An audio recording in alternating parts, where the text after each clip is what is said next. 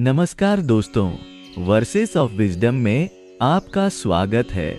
आज हम श्रीमद् भागवत पुराण के चतुर्थ स्कंध के 19वें अध्याय का अध्ययन करेंगे, जिसमें राजा पृथु और भगवान विष्णु के बीच हुए संवाद का वर्णन है। यह अध्याय हमें सिखाता है कि कैसे एक आदर्श राजा को अपने कर्तव्यों का पालन करते हुए भगवान की भक्ति में लीन रहना चाहिए। आइए इस ज्ञान की यात्रा पर चलें। प्राचीन काल में जब धर्म और अधर्म के बीच का संतुलन नाजुक था, महाराज पृथु ने अपने राज्य में अश्वमेध यज्ञ का आयोजन किया। यह यज्ञ केवल एक राजकीय अनुष्ठान नहीं, बल्कि एक दिव्य संकल्प था, जिसके माध्यम से राजा अपनी शक्ति और प्रभुत्व को स्थापित करते थे। पृथु के दरबार में ऋषि मुनि, ब्राह्मण और देवगण एकत्रित हुए। वातावरण पवित्र मंत्रों और सुगंधित धूप से भर गया था। यज्ञशाला में वैदिक मंत्रोच्चार की गूंज थी। पृथु राजा, जिन्होंने पृथ्वी को अपने नाम से सुशोभित किया था, सोने के सिंहासन पर विराजमान थे। उनके मुख पर दिव्य तेज था, जो उनके आंतरिक ज्ञान और शक्ति का प्रतीक था। ऋत्विज ब्राह्मण यज्ञ की वेदी के चारों ओर घूम रहे थे, जबकि पवित्र अग्नि आकाश की ओर लपल पा रही थी, मानो देवताओं को आमंत्रित कर रही हो। यज्ञ के लिए चुना गया श्वेत अश्व, जिसे सोने के आभूषणों से सजाया गया था, राज्य की सीमाओं के बाहर स्वतंत्र विचरण के लिए छोड़ दिया गया। यह घोड़ा राजा के प्रभुत्व का प्रतीक था। जहां जहां यह जाता, वह भूमि राजा के अधिकार क्षेत्र में आ जाती। पृथु के योद्धा इस पवित्र अश्व की रक्षा करते हुए उसके पीछे चलते, राजसी शक्ति का प्रदर्शन करते। स्वर्ग के राजा इंद्र, जो अपने पद के प्रति सदैव सचेत रहते थे, पृथु के बढ़ते प्रभाव से चिंतित हो उठे। उन्होंने सोचा, यदि पृथु 100 अश्वमेध यज्ञ पूर्ण कर लेते हैं, तो उनकी शक्ति मेरे समकक्ष हो जाएगी और वे इंद्र पद के अधिकारी बन सकते हैं। यह विचार इंद्र के मन में ईर्ष्या और भय का बीज बो गया। इंद्र ने एक चतुर योजना बनाई। वे माया का आश्रय लेकर एक अदृश्य रूप धारण करके पृथ्वी पर उतरे। उनका उद्देश्य था पृथु के यज्ञ में विघ्न डालना और उनके अश्वमेध को असफल बनाना। इंद्र की आंखों में कूटनीति की चमक थी, जबकि उनके हाथ में वज्र उनकी अद्वितीय शक्ति का प्रतीक दमक रहा था। रात्रि के अंधकार में, जब यज्ञशाला में केवल यज्ञ की अग्नि ही जल रही थी, इंद्र ने अदृश्य रूप में पवित्र अश्व को चुरा लिया। यज्ञ के रक्षक, जो थोड़ी दूरी पर विश्राम कर रहे थे, अचानक हुए इस घटनाक्रम से अनभिज्ञ रहे। इंद्र के मन में विजय का भाव था, परंतु उन्हें यह नहीं पता था कि उनका यह कार्य धर्म के विरुद्ध जा रहा था। प्रातःकाल, जब यज्ञ के ऋत्विजों ने अश्व का अपहरण देखा, तो वहां हाहाकार मच गया। पृथु को जब यह समाचार मिला, तो उनके नेत्रों में क्रोध की ज्वाला दहक उठी। उन्होंने तुरंत अपने पुत्र विजिताश्व को बुलाया, जो एक महान योद्धा था। पृथु ने कहा, पुत्र, यह निश्चित है कि यह इंद्र का कार्य है। जाओ और हमारे यज्ञ के अश्व को वापस लाओ, चाहे इसके लिए स्वर्ग ही क्यों न जाना पड़े। विजिताश्व ने अपने पिता के आदेश को शिरोधार्य किया। वह अपने दिव्य रथ पर सवार होकर, हाथ में धनुष बाण लिए, इंद्र का पीछा करने निकल पड़ा। उसके रथ के पहियों से निकलती अग्नि की चिंगारियां आकाश में एक प्रकाश पद बना रही थी। विजिताश्व का हृदय धर्म और कर्तव्य से भरा था, और उसके मन में एक ही संकल्प था, पिता के यज्ञ की रक्षा करना। आकाश मार्ग पर विजिताश्व ने इंद्र को देख लिया, जो अश्व के साथ स्वर्ग की ओर जा रहे थे। विजिताश्व ने अपने दिव्यास्त्र का प्रयोग किया, जिससे आकाश में प्रकाश की लहरें फैल गईं। इंद्र, जो अब तक अदृश्य थे, इस अस्त्र के प्रभाव से दृश्यमान हो गए। दोनों के बीच तीव्र युद्ध छिड़ गया, जिसमें दिव्य शक्तियों का प्रदर्शन हो रहा था। विजिताश्व ने अपने ब्रह्मास्त्र का प्रयोग किया, जिसकी शक्ति से आकाश कांप उठा। इंद्र, जो स्वयं देवराज थे, इस अस्त्र से चकित रह गए। उन्होंने देखा कि विजिताश्व की शक्ति उनसे कम नहीं थी। एक क्षण के लिए इंद्र के मन में भय का संचार हुआ, परंतु अपने गौरव को बचाने के लिए वे युद्ध में डटे रहे। युद्ध की तीव्रता बढ़ती जा रही थी। इंद्र ने अपने प्रसिद्ध वज्र का प्रयोग किया, जिससे आकाश में बिजली की चमक फैल गई। विजिताश्व ने अपनी दिव्य कवच से इस प्रहार को रोका, परंतु वह थोड़ा विचलित हो गया। इंद्र ने इस अवसर का लाभ उठाते हुए अश्व के साथ और आगे बढ़ गए। विजिताश्व ने हार नहीं मानी। उसने अपने मानसिक बल से एक और शक्तिशाली अस्त्र का आह्वान किया, जिसे नारायणास्त्र कहा जाता था। जैसे ही यह अस्त्र इंद्र की ओर बढ़ा, आकाश में दिव्य प्रकाश फैल गया और एक क्षण के लिए सभी दिशाएं प्रकाशमय हो गई। इंद्र, जो सभी देवताओं में शक्तिशाली थे, इस अस्त्र के सामने असहाय महसूस करने लगे। उन्होंने जाना कि यह अस्त्र उनके वज्र से भी अधिक शक्तिशाली था।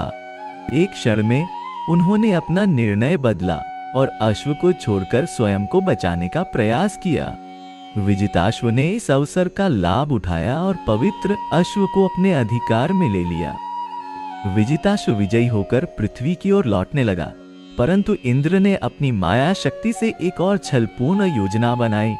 उन्होंने स्वयं को एक वृद्ध ब्राह्मण के रूप में प्रकट किया और विजिताश्व के मार्ग में खड़े हो गए। इंद्र की यह माया इतनी प्रभावशाली थी कि विजिताश्व उन्हें एक सच्चे ब्राह्मण के रूप में देख रहे थे। वृद्ध ब्राह्मण के वेश में इंद्र ने विजिताश्व से कहा, हे वीर, तुम्हारा साहस प्रशंसनीय है, परंतु क्या तुम जानते हो कि यह अश्व यज्ञ के लिए अशुभ है? इसमें एक दोष है जो तुम्हारे पिता के यज्ञ को विफल कर देगा। विजिताश्व, जो ब्राह्मणों का सम्मान करते थे, रुक गए और सोचने लगे। इंद्र ने अपनी बात जारी रखी, मैं तुम्हारे पिता के यज्ञ की सफलता चाहता हूँ। इस अशुभ अश्व के स्थान पर मैं तुम्हें एक दिव्य अश्व दूंगा, जो यज्ञ के लिए अधिक उपयुक्त होगा।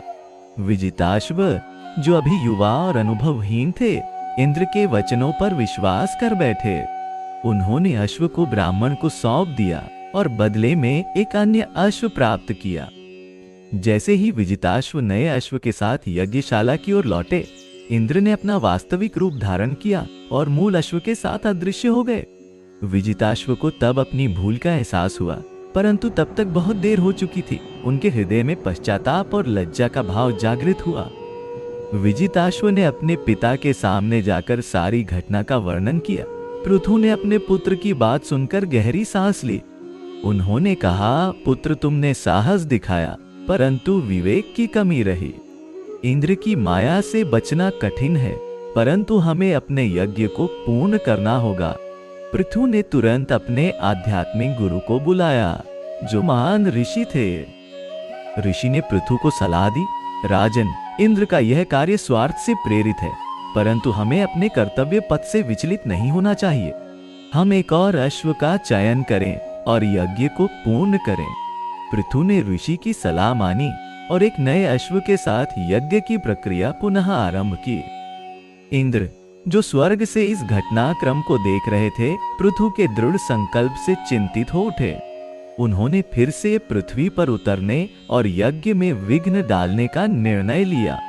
इस बार उन्होंने तपस्वी का वेश धारण किया और यज्ञशाला में प्रवेश किया, जहां वे अदृश्य रूप से नए अश्व को चुराने की योजना बना रहे थे।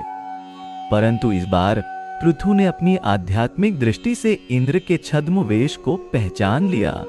उन्होंने अपने धनुष पर अग्नि बाण चढ़ाया और इंद्र की ओर लक्ष्य साधा।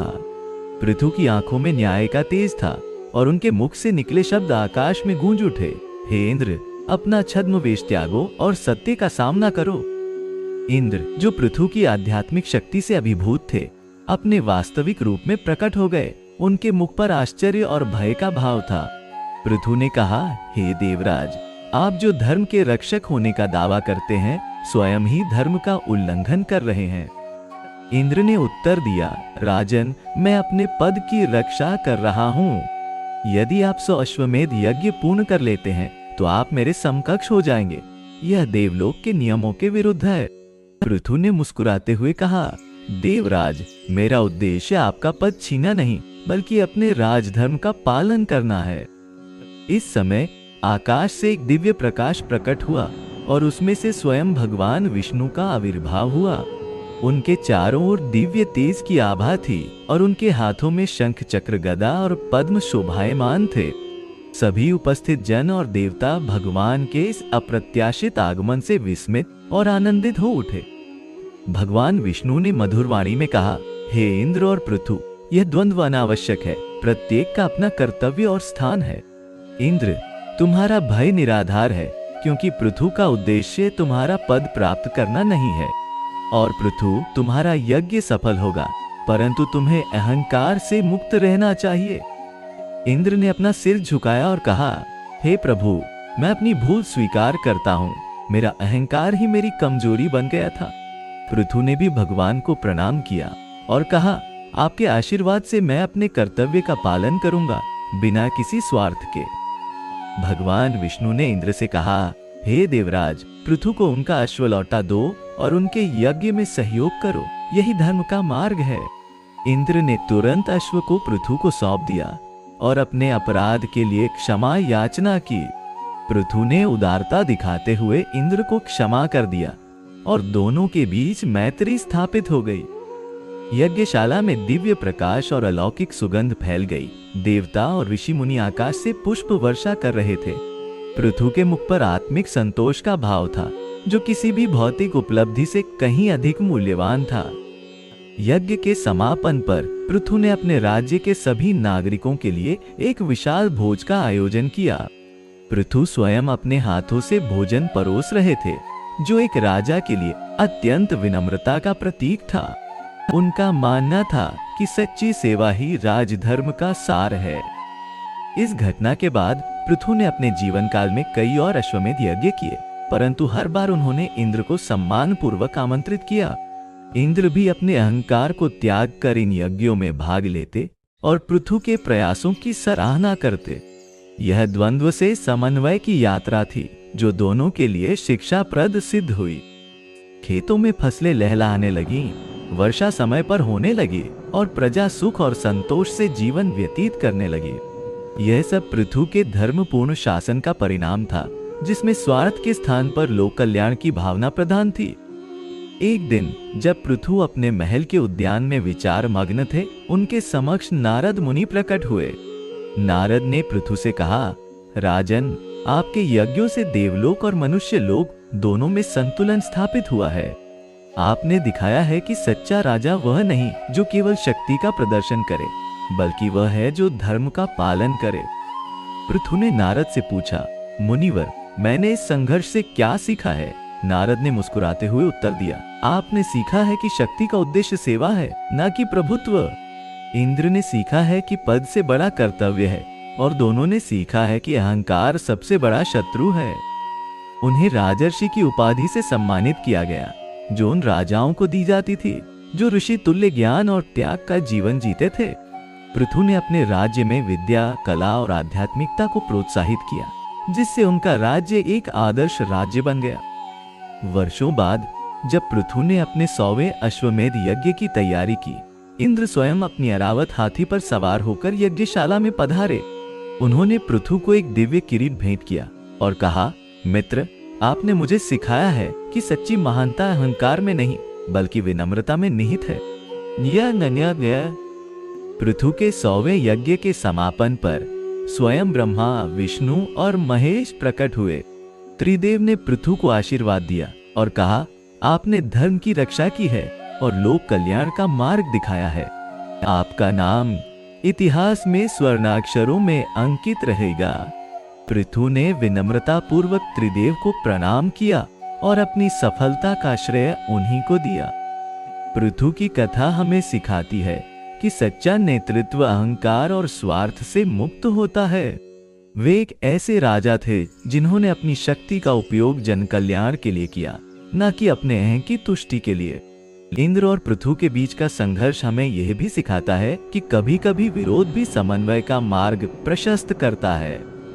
भागवत पुराण में वर्णित यह कथा हमें धर्म के सूक्ष्म तत्वों को समझने में मदद करती है।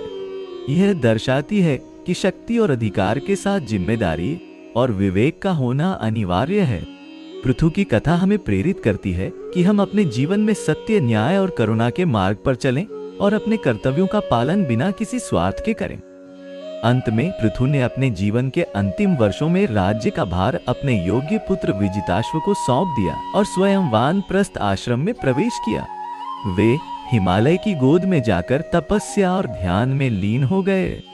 उनका जीवन एक पूर्ण चक्र बन गया, राजसी वैभव से लेकर आध्यात्मिक साधना तक, भौतिक समृद्धि से आत्मिक उन्नति तक। मित्रों, आज हमने राजा पृथु और भगवान विष्णु के संवाद से बहुत कुछ सीखा। आशा है कि यह ज्ञान आपके जीवन में प्रकाश लाएगा। यदि आपको यह वीडियो पसंद आया तो कृपया इसे लाइक करें, अपने मित्रों के साथ शेयर करें और वर्सेस ऑफ विजडम चैनल को सब्सक्राइब करें।